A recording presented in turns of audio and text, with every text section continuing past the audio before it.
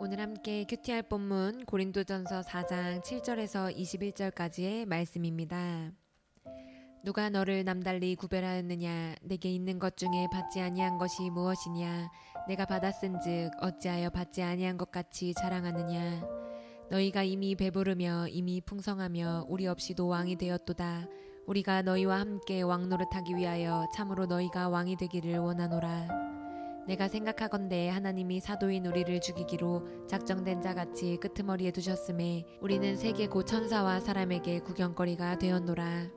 우리는 그리스도 때문에 어리석으나 너희는 그리스도 안에서 지혜롭고 우리는 약하나 너희는 강하고 너희는 존귀하나 우리는 비천하여 바로 이 시각까지 우리가 줄이고 목마르며 헐벗고 매맞으며 정처가 없고 또 수고하여 친히 손으로 일을 하며 모욕을 당한즉 축복하고 박해를 받은즉 참고 비방을 받은즉 권면하니 우리가 지금까지 세상의 더러운 것과 만물의 찌꺼기같이 되었도다. 내가 너희를 부끄럽게 하려고 이것을 쓰는 것이 아니라 오직 너희를 내 사랑하는 자녀같이 권하려 하는 것이라. 그리스도 안에서 1만 스승이 있으되 아버지는 많지 아니하니 그리스도 예수 안에서 내가 복음으로써 너희를 낳았음이라. 그러므로 내가 너희에게 권하노니 너희는 나를 본받는 자가 되라. 이로 말미암아 내가 주 안에서 내 사랑하고 신실한 아들 디모데를 너희에게 보내었으니 그가 너희로 하여금 그리스도 예수 안에서 나의 행사 곧 내가 각처 각 교회에서 가르치는 것을 생각나게 하리라. 어떤 이들은 내가 너희에게 나아가지 아니할 것 같이 스스로 교만하여졌으나 주께서 허락하시면 내가 너희에게 속히 나아가서 교만한 자들의 말이 아니라 오직 그 능력을 알아보겠으니 하나님의 나라는 말에 있지 아니하고 오직 능력에 있음이라. 너희가 무엇을 원하느냐? 내가 매를 가지고 너희에게 나아가랴. 사랑과 온유한 마음으로 나아가랴. 아멘. 오늘 본문에서 바울은 당시 고린도 교회 성도들이 빠져있던 두 가지 잘못된 신학에 대해 지적하며 올바른 길을 제시해 줍니다. 그들이 빠져있던 잘못된 신학은요, 첫째 영광의 신학, 둘째 실현된 종말론입니다. 영광의 신앙이라는 것은 예수님을 자신의 성공, 출세, 영광을 위한 수단으로 이용하고자 하는 태도를 가리킵니다. 쉽게 말하면 기복신앙이겠죠. 예수님 믿으면 무조건 세상적인 복을 받고 누린다, 이런 사상입니다. 이 신학에 빠지면 성령의 일이 아니라 세상의 일을 추구하게 됩니다. 예수님께 순종하는 삶을 살려고 하기보단 세상의 부와 명예와 인기를 추구하는 삶을 살게 됩니다. 고린도 교회 성도들이 바로 세상의 일을 추구하며 따라가고 있었습니다. 그리고 실현된 종말론이라는 신학은요, 이미 자기 안에 구원이 완성되고 실현되었다고 믿는 태도입니다. 고린도 교회 성도들은 여러 가지 은사를 받았습니다. 그 중에 방언의 은사를 받은 사람들이 많았는데요, 그들은 스스로 어떻게 생각했냐? 자신들이 천사의 말을 하고 있다고 생각했습니다. 그래서 자신들이 천사와 같은 존재가 되었다라고 착각했습니다. 그러니 하나님의 구원이 이미 자기 안에 완성됐다고 믿은 것이에요. 그들은 자신들이 이미 그리스도와 세상을 다스리는 높은 자가 되었다고 생각하고 있었습니다. 이 신학에 빠지면 특권의식에 빠지게 되고 교만해지고 남을 판단하고 정죄하게 됩니다. 방언의 은사를 받은 고린도 교회 성도들은 자신들이 영광스러운 천사 같은 존재가 되었다고 생각했고, 반대로 방언을 받지 못한 사람들을 자신들보다 낮게 여기며 무시했습니다. 심지어 사역자들마저 판단하고 비방하고 있었던 것이죠. 그래서 고린도 교회 성도들에게 바울은 이렇게 말합니다. 우리 7절 말씀입니다. 누가 너를 남달리 구별하였느냐? 내게 있는 것 중에 받지 아니한 것이 무엇이냐? 내가 받았은즉 어찌하여 받지 아니한 것 같이 자랑하느냐?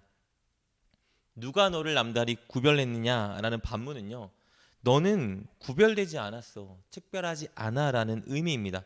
물론 구원받은 우리는, 하나님의 자녀가 된 모든 사람들은 특별한 존재이지만, 여기서 바울의 이 말은요, 구원받은 성도들 중에서 너희만 특별히 높은 자가 아니야, 너희만 특별한 존재는 아니야 라고 말하고 있는 것입니다.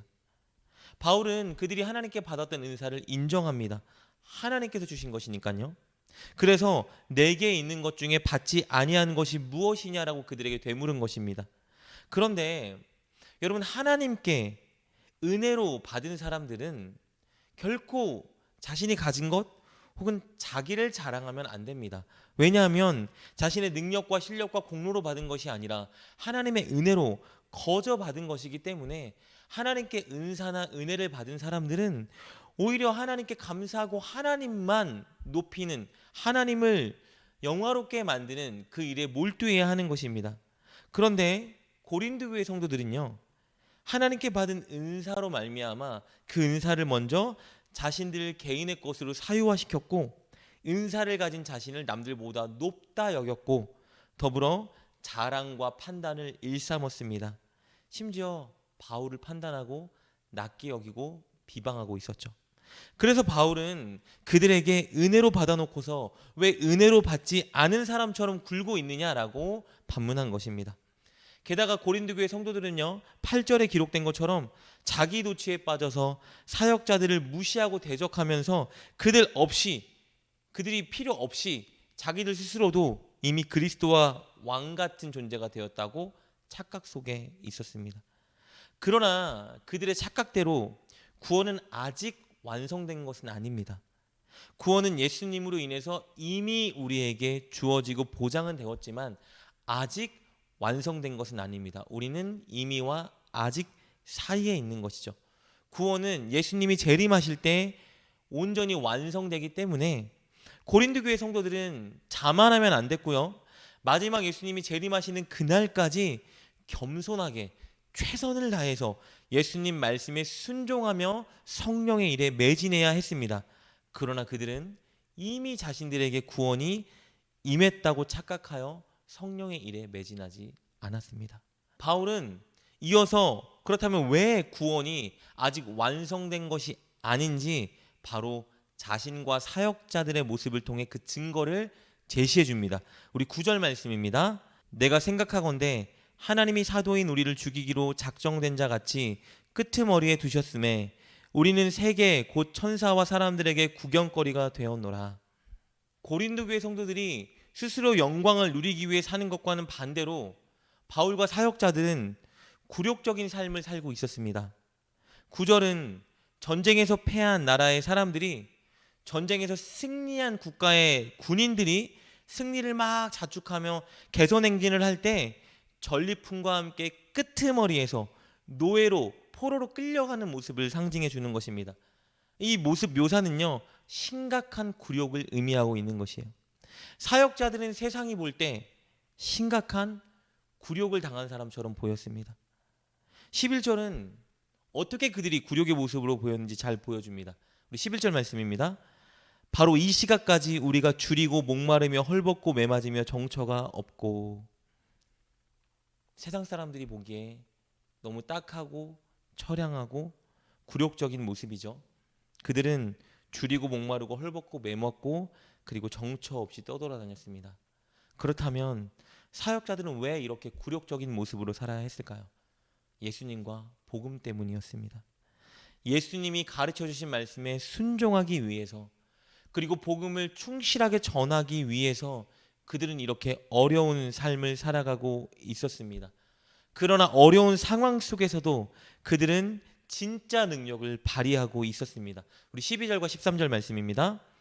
또 수고하여 친히 손으로 일을 하며 모욕을 당한즉 축복하고 박해를 받은즉 참고 비방을 받은즉 권면하니 우리가 지금까지 세상의 더러운 것과 만물의 찌꺼기 같이 되었도다. 사역자들은 복음을 전하다가 그들이 모욕을 당할 때 모욕하는 사람들을 축복했습니다.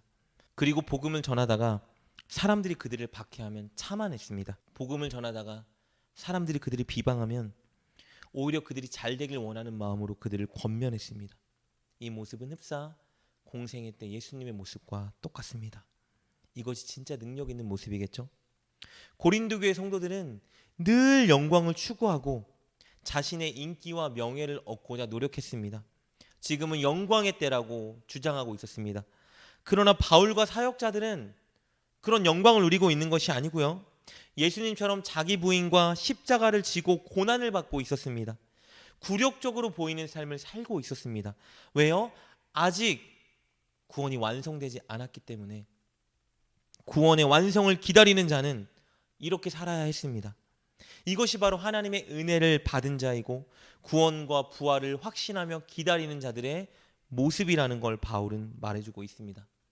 바울은 이 진리를 가르친 후에 고린도 교회 성도들을 이 진리의 자리로 초청합니다. 우리 16절 말씀입니다. 그러므로 내가 너희에게 권하노니 너희는 나를 본받는 자가 되라. 바울은 이렇게 권합니다. 나를 본받아라. 이 말은 바울의 성품이나 바울이라는 사람 자체를 본받으라는 말이 아닙니다. 12절과 13절의 고백처럼 그가 예수님을 위해, 복음을 위해 고난의 자리에 서서 예수님의 모습을 닮아가려고 노력하는 그 모습을 본받으라는 의미입니다. 그렇게 예수님을 닮아가는 모습으로 변해가는 것이 최고의 능력이기 때문입니다. 그것이 진정 하나님 나라를 살아가는 자들의 모습이기 때문이죠. 20절 말씀입니다. 하나님의 나라는 말에 있지 아니하고 오직 능력에 있음이라. 사랑하는 여러분, 우리가 하나님의 은혜로 구원받은 것을 인정한다면, 그리고 마지막 때 우리가 그리스도와 함께 왕노릇하게 될 것이라는 믿음을 가지고 있다면 우리는 오늘 바울의 도전을 받아들여야 합니다. 예수님을 닮아가려 몸부림치고 있는 그의 모습을 우리는 따라가고 본받아야 하는 것입니다. 예수님의 마음, 예수님의 생각, 예수님의 언행을 묵상하고 그것을 흉내내며 따라 사는 삶을 살아야 하는 것입니다. 복음을 충실히 전하기 위해서 사람들을 찾아가고 섬기고 나눠주고 가르치고 전도하는 삶을 살아야 합니다. 그 과정 속에서 사람들이 모욕해도 오히려 그들을 축복하고, 사람들이 박해하면 참아내고, 사람들이 무시하고 비방하면 그들이 잘 되길 원하는 마음으로 권면하는 예수님의 모습, 그것을 우리가 닮아가야 합니다. 그것이 이 세상 최고의 능력이자 높은 자의 모습이고 하나님 나라를 살아가는 자들의 모습입니다. 저와 여러분이 꼭 바울의 그 모습을 닮아가며 능력 있는 전도자가 되었으면 좋겠습니다.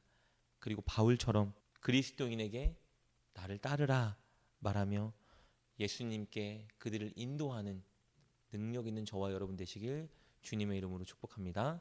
기도하겠습니다. 하나님, 우리의 시선이 늘 예수님을 향하게 하여 주옵소서. 그리하여 예수님의 마음, 생각, 언행을 흉내내며 닮아가는 자가 되게 하옵소서.